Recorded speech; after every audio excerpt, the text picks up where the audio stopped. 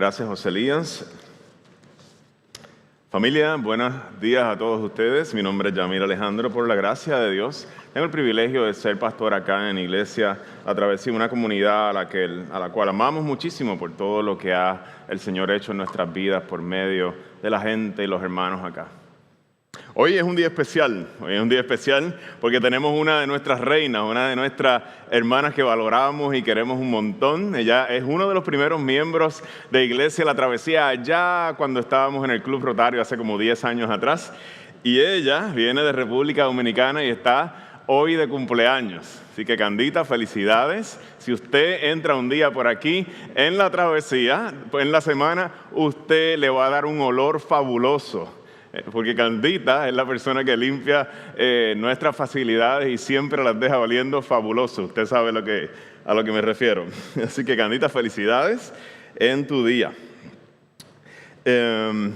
Saludamos también a nuestra familia que está conectada hoy en el servicio. Están allí sentaditos en su sala con sus niños, con todos los miembros de su familia participando, no siendo solamente espectadores, sino participando de este servicio. Le enviamos un saludo y le enviamos un saludo a usted que de alguna forma le enviaron un link y cayó y está siendo partícipe de un servicio de una gente que usted no conoce. Gracias por permitirnos ser parte de su vida. Esperamos que el Señor le bendiga por medio de este servicio. Y si usted se atreve y nos envía su información, nos encantaría llamarle y tener una conversación con usted.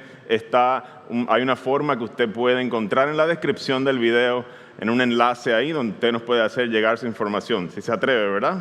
Yo los reto a que se atreva. Por las pasadas semanas hemos estado en una serie de sermones de la Carta de Santiago y la hemos titulado La fe que trabaja. La Carta de Santiago, a diferencia de las cartas del apóstol Pablo, es una carta muy práctica. En la misma, el escritor, quien es el hermano de Jesús, se le llama Jacobo en otras ocasiones. De hecho, es el nombre más apropiado para llamar a esta persona, no Santiago. No va a exponer o explicar grandes doctrinas de la fe cristiana. Jacobo no nos va a dar un tratado teológico profundo, haciendo explicaciones acerca de la justificación, la santificación, la elección y todas estas grandes y hermosas doctrinas de la fe cristiana. Santiago, el hermano de Jesús, tiene como objetivo enseñarnos que la fe cristiana es una fe que trabaja. En las palabras de Santiago que muchos de ustedes conocen, la fe sin obra, nos dice Santiago, está muerta. Es una fe que está muerta. La fe cristiana es una fe que trabaja. El último verso de este pasaje, le pido a Romy que me ayude por ahí proyectándolo, del pasaje de hoy en Santiago capítulo 2, versos del 1 al 13. Este último verso nos va a ayudar a nosotros a entender el resto de los versos. Y el verso dice lo siguiente: porque habrá un juicio sin compasión para el que actúe sin compasión. Y hermosa esta línea: la compasión triunfa en el juicio. Nos dice Santiago que la compasión es un elemento que ha de caracterizar la iglesia cristiana, la familia cristiana. Tanto así que Dios va a juzgar, nos dice Santiago, sin compasión a todo aquel que actúe sin compasión. Palabras duras, ¿no? Yo levanté la mano en un llamado allá cuando Billy Graham predicaba, hice la oración de fe. No es suficiente eso, según Santiago. No las dije yo, esta es, mis hermanos, la palabra del Señor y requiere que nosotros prestemos suma atención a lo que el Señor quiere traer delante de nosotros esta mañana. En el pasaje de hoy, Santiago nos va a enseñar que una fe genuina, una fe que trabaja, es una fe caracterizada por la compasión. Sin más, quiero pedirle que se ponga de pie ahí en su casa, en reverencia a la santa palabra de Dios que ha sido entregada a nosotros. Y nuestra hermana Gwen, una de nuestras favoritas acá, va a estar leyendo la Escritura en esta mañana.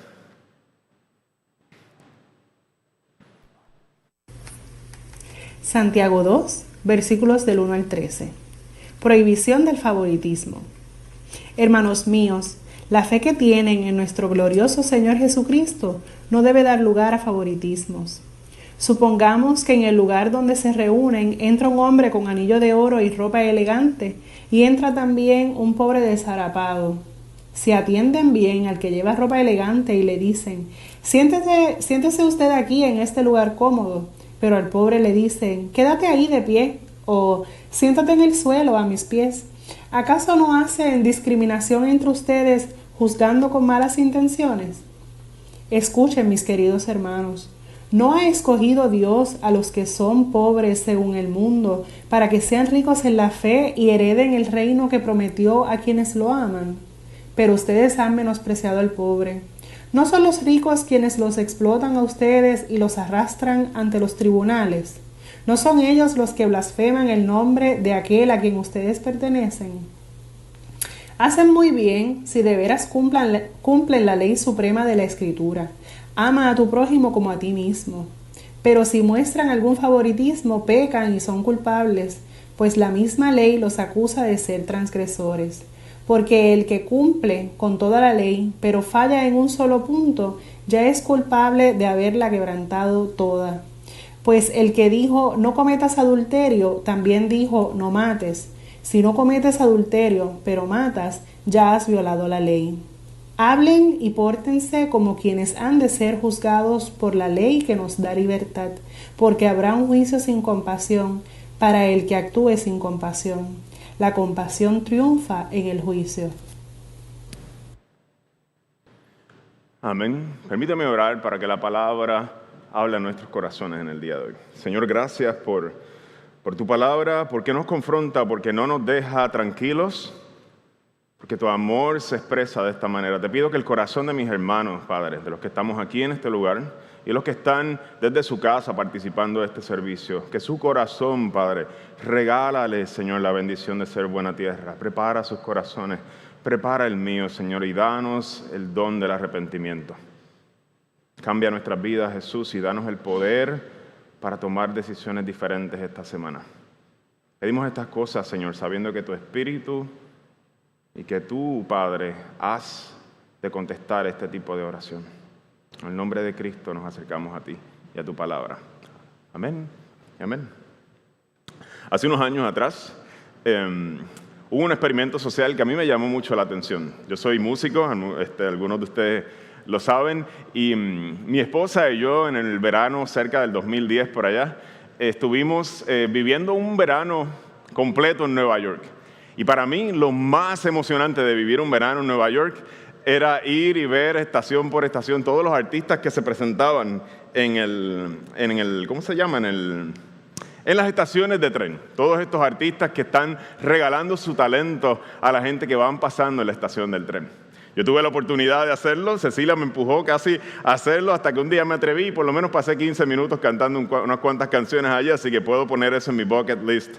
Una de las cosas que yo quería lograr en la vida, lo hice a pesar de la timidez. ¿Por qué les traigo esto? Que hubo un experimento social que muchos de ustedes ya han visto, no es nada nuevo. Joshua Bell, uno de los violinistas más famosos del mundo. Un hombre con un violín que costaba $3.5 millones. Se pasa por la estación de tren de Washington, D.C. y pasa 45 minutos tocando en la hora de rush, la hora donde todo el mundo está viendo. Y lo sorprendente de este experimento social es que este hombre, uno de los violinistas más destacados del mundo, pasan 1,000 personas. Un estimado de 1,000 personas y solamente 7 personas se detienen a escuchar a un hombre tocando de las melodías más hermosas que se han compuesto en toda la historia. 7 personas se detienen.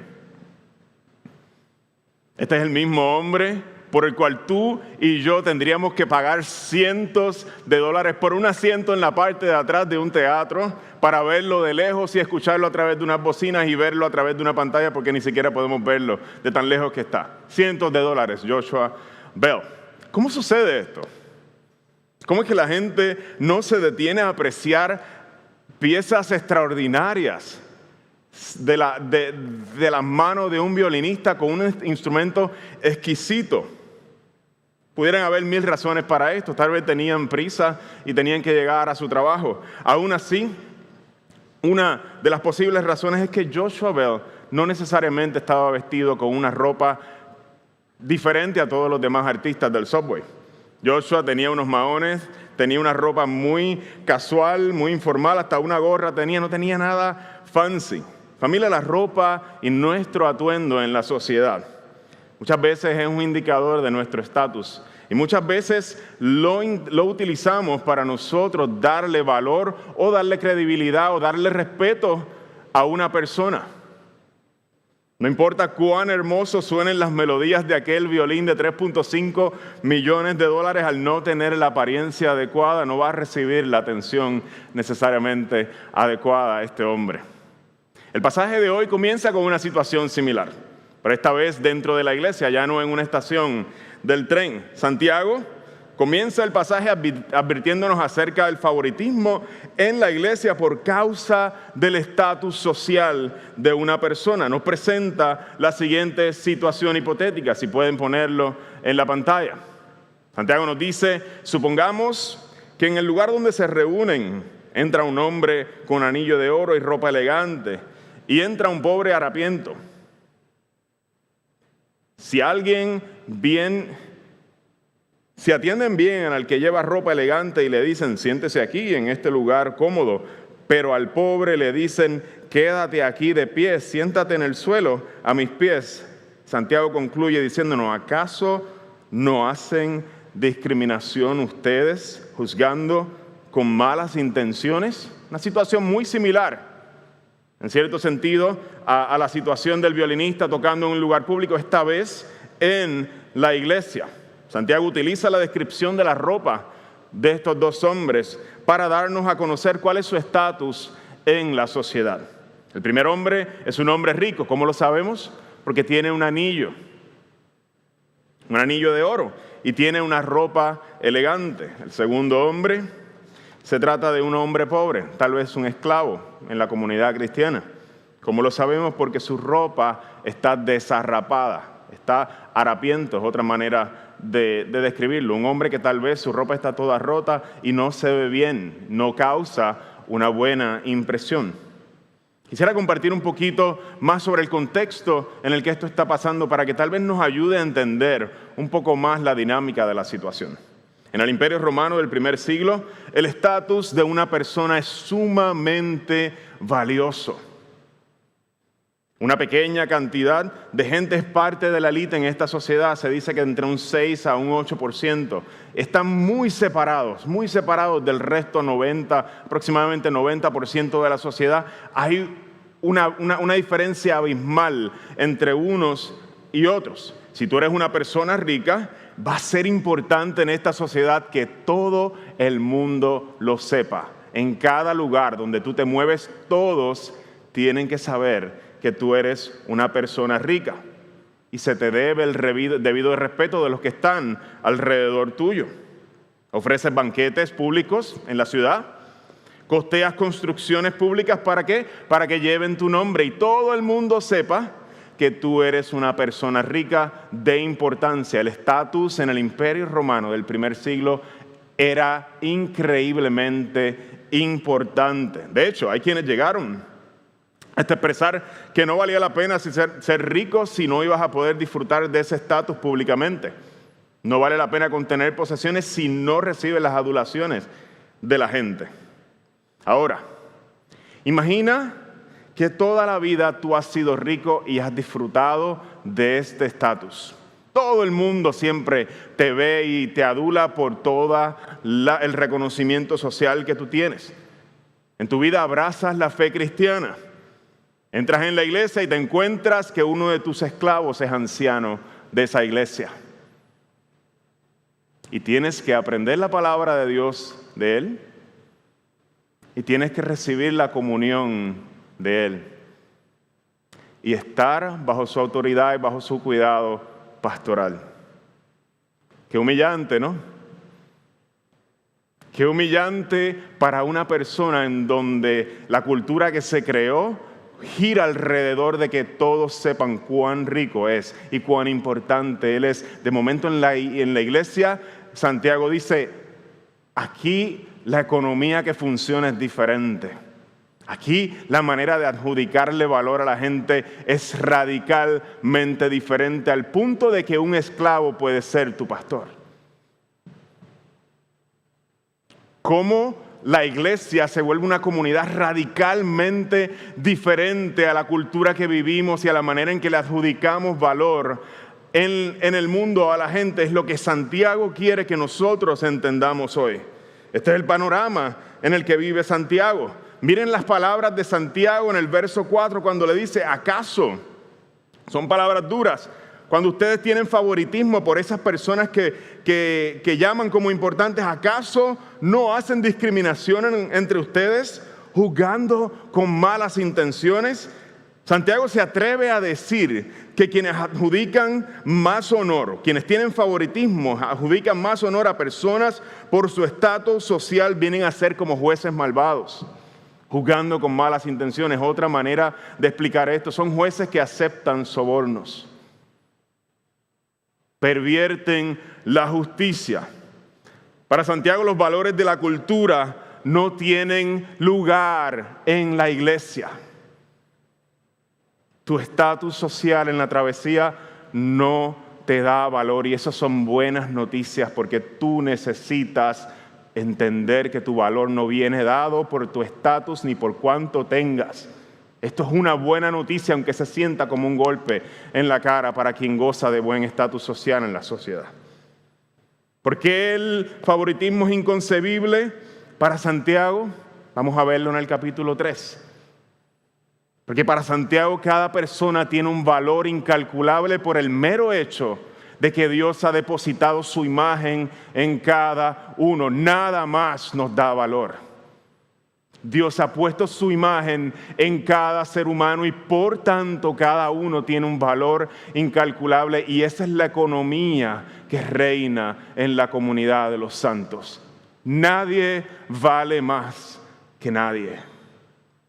Esas son buenas noticias para tu corazón y para el mío. Santiago hace un llamado categórico a los creyentes a abandonar la práctica del favoritismo. Nos llama a no sentirnos que somos mejor que los hermanos de más humilde condición simplemente porque la sociedad nos adjudica un estatus mayor. Y es necesario, mi gente, es necesario en este momento para ustedes los que tienen más, y me estoy refiriendo también a mí, que en esta comunidad nosotros que tenemos más, entendamos que es por pura gracia y misericordia de Dios que lo que tenemos no nos pertenece, nos enseñaría Santiago. Y que nuestra obligación es que nuestros hermanos no sufran necesidad de manera innecesaria en la comunidad cristiana.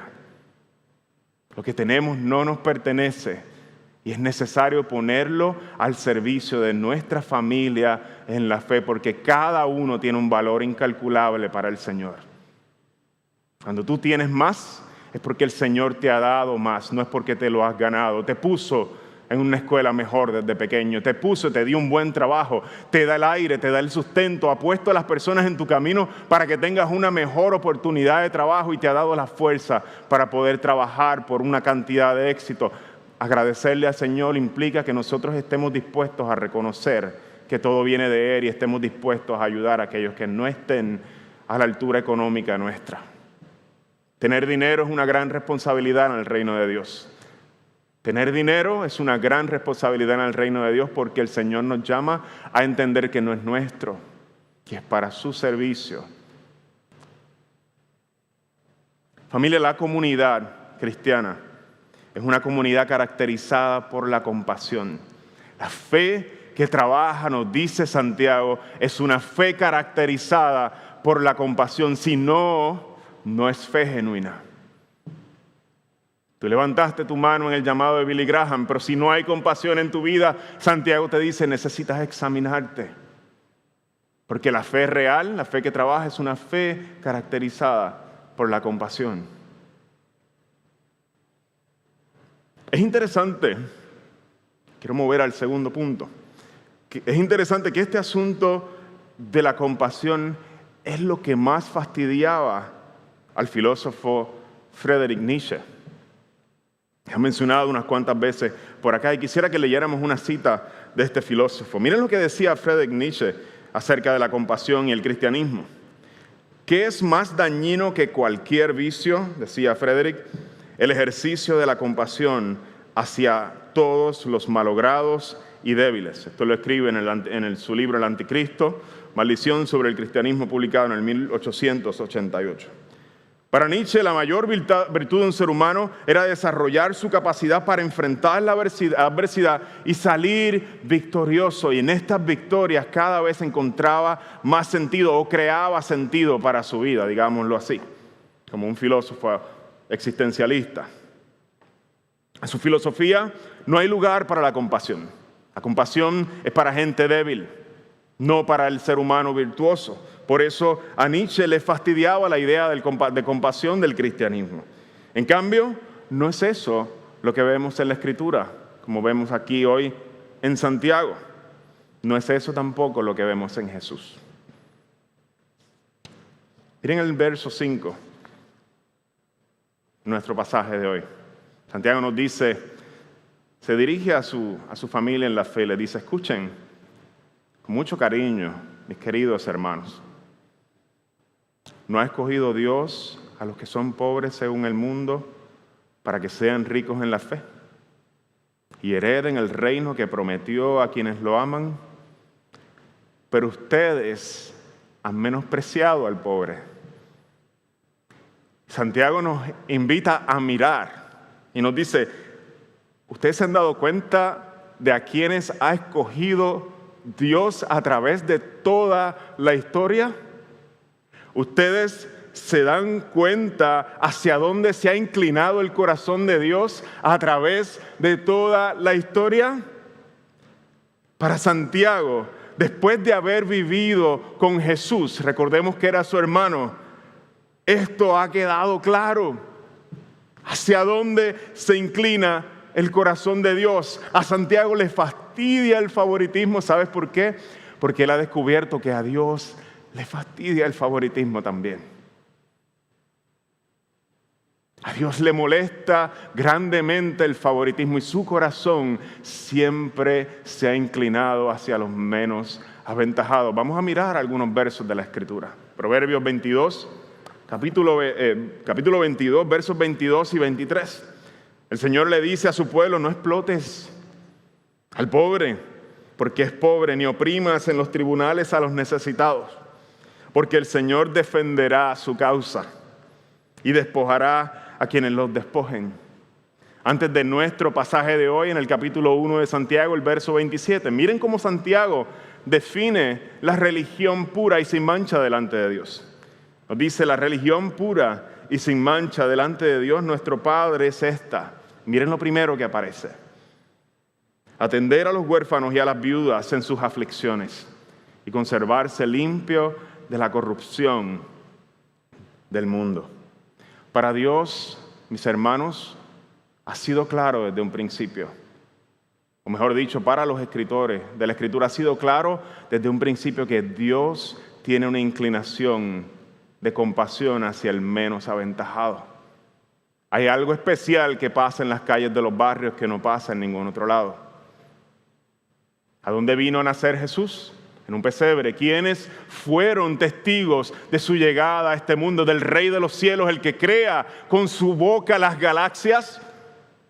Un grupito de pastores humildes que tal vez no olían muy bien. El Señor tiene una fascinación con los menos aventajados. Y eso es algo que tú y yo necesitamos entender profundamente. Si queremos tener una fe genuina, necesitamos tener una fe que se caracterice por la compasión. Yo crecí escuchando una historia de mi mamá. Yo no sé cuántas veces la he escuchado. Mi mamá, cuando tenía 19 años, yo soy el más chiquito de mi casa, soy el bebé, aunque sea pastor aquí, todavía ella me llama el bebé. No tengo remedio. Y mis dos hermanos mayores habían nacido para este tiempo. Mi mamá tenía 19 años y su primer matrimonio, su esposo la había abandonado. Mami tuvo que salir de la casa donde estaba y consiguió un apartamento en el caserío. Mami siempre me cuenta esta historia y me dice, a mí me quedaban $2 en mi cartera y no tenía más nada ese día. Y llegaron unos testigos de Jehová a la puerta y comenzaron a hablar conmigo y me ofrecieron un librito que me enseñaba cómo conocer a Dios. Y mami me dice, yo lo único que tenía eran $2 en mi cartera y yo no sabía qué iba a pasar el resto del día. Yo no sabía cómo yo le iba a dar comida a mi nene, a mi nena de 3 años y a mi nene de 1 año. Esos son mis hermanos mayores. Me decía, pero yo sabía que yo tenía que conocer a Dios y eso era prioridad para mi vida. Yo no conocía a Dios hasta ese momento. Y mi mamá le da los $2 y compra el librito. Mami me lo dice siempre con un gozo. Me dice, esa fue la mejor decisión que yo tomé, porque desde ese momento yo miro hacia atrás y yo puedo ver y dar fe de todas las veces cómo Dios me ayudó a conseguir un trabajo, cómo prosperó mi vida, cómo me ayudó a salir de una vida de mucha dificultad. Imagínense una madre sola de 19 años en un caserío y sin trabajo y abandonada por su esposo.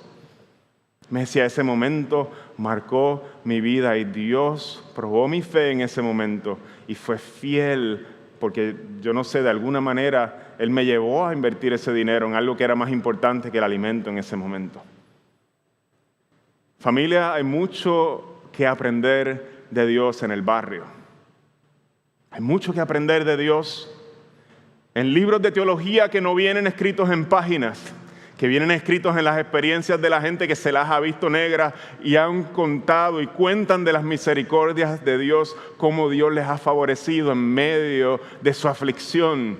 No lo vamos a encontrar en las páginas de un libro de teología, en un seminario, porque Dios desea escribirlo en las memorias de aquellos en quienes Él está obrando y quienes son su gente que disfruta de un favor especial para Él.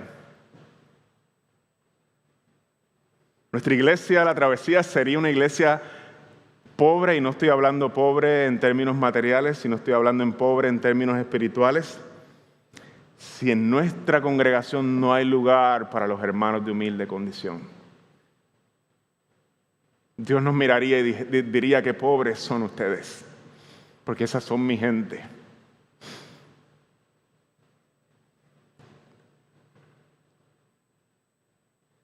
En sus vidas hay escrito libros de teología, de cómo Dios es fiel, cómo nos ama y nos rescata una y otra vez.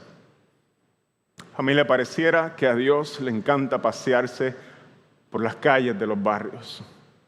Eso son en los que tú y yo tal vez no nos gusta mucho entrar. Qué triste si no hay lugar en nuestra congregación para hermanos de humilde condición. Quisiera ir concluyendo este sermón.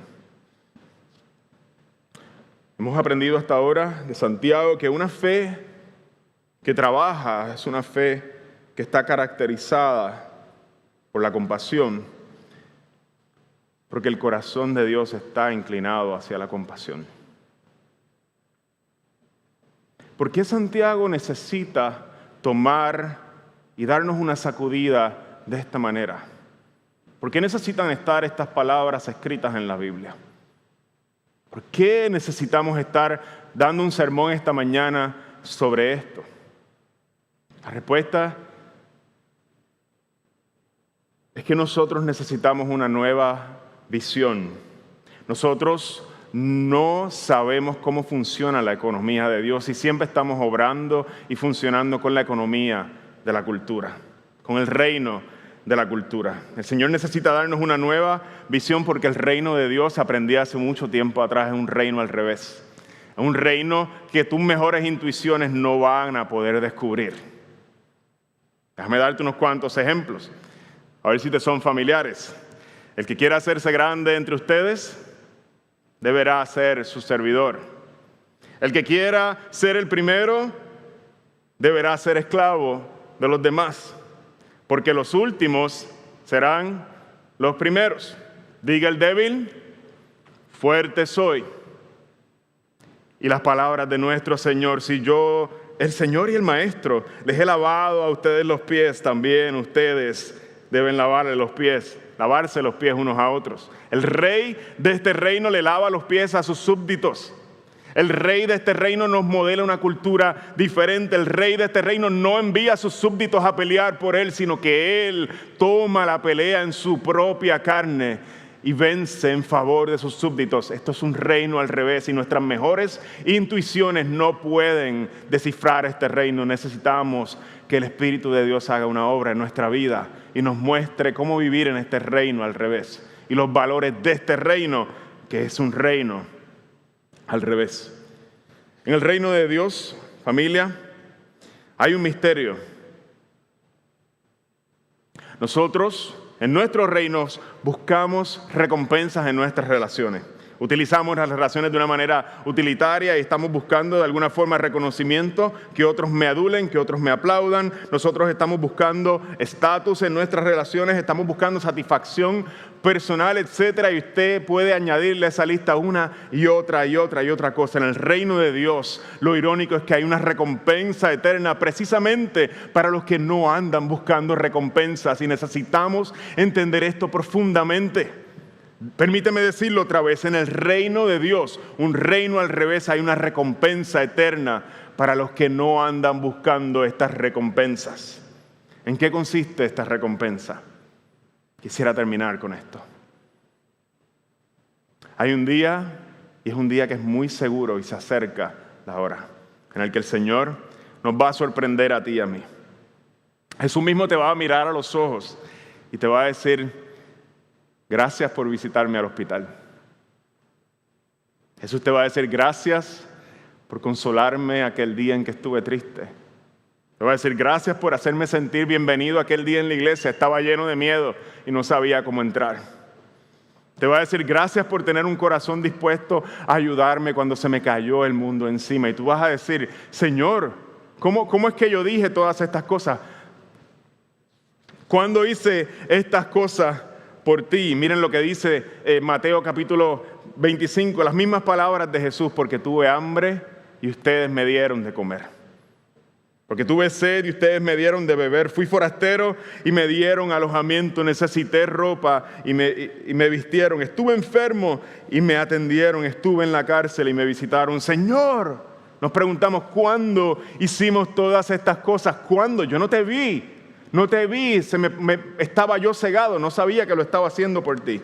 Mira lo que dice el Señor: les aseguro que todo lo que hicieron por uno de mis hermanos, aún el más pequeño, lo hicieron por mí.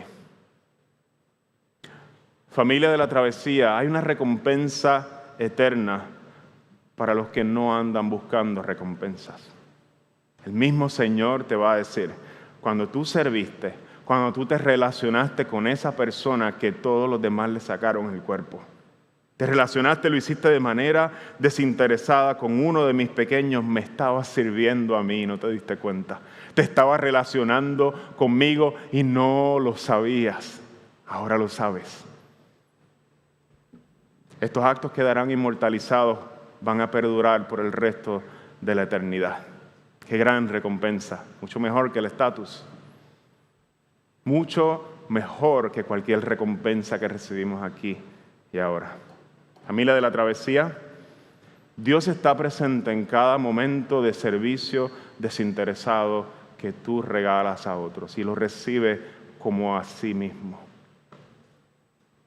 La compasión, dice Santiago en sus últimas palabras en este pasaje, triunfa sobre el juicio. La fe que trabaja es una fe caracterizada por la compasión. Permíteme orar. Padre, gracias por tu palabra, porque viene a interrumpir, Señor, nuestra cultura de servirnos a nosotros mismos. Qué muchas razones tenemos para arrepentirnos, Señor, cuando buscamos el reconocimiento, cuando queremos recompensas inmediatas por lo que hacemos y que todos vean lo que hacemos. Qué bajeza, Señor.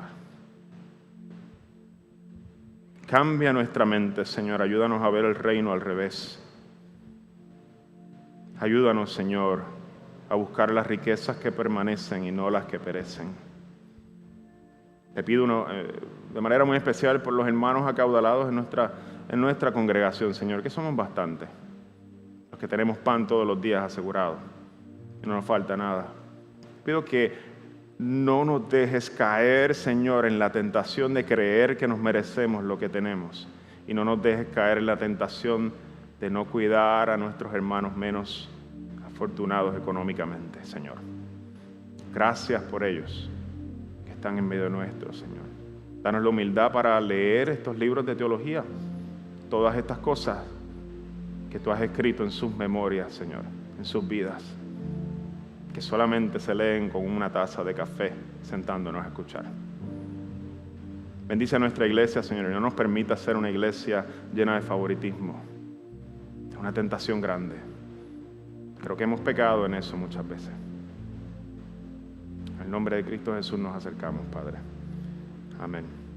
Te invito a tomar un tiempo mientras cantamos, mientras escuchas estas alabanzas, para que le ores tú ahí de manera individual al Señor.